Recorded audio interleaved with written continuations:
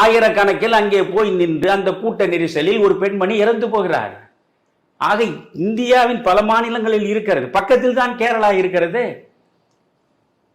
விஜயாவது இன்னும் 100 படங்களை கடந்திருப்பாரா என்று தெரியவில்லை. ஆனால் இந்த உலக வரலாற்றிலேயே 300க்கும் மேற்பட்ட படங்களில் கதாநாயகனாகவே நடித்து பெரிய சாதனையை செய்தவர் பிரேம் நசீர். 300 கூட அல்ல, 500க்கு மேல் என்று நினைக்கிறேன் நான். 500 700 அப்படி எண்ண முடியாத அளவுக்கு ஏராளமான படங்களில் நடித்தவர் பிரேம் நசீர்.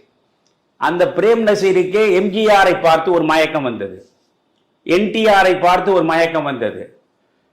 தமிழ்நாட்டில் எம்ஜிஆர் வந்து விட்டார், ஆந்திராவில் என்டிஆர் வந்து விட்டார், கேரளாவில் நாம் இருக்கிறோம்.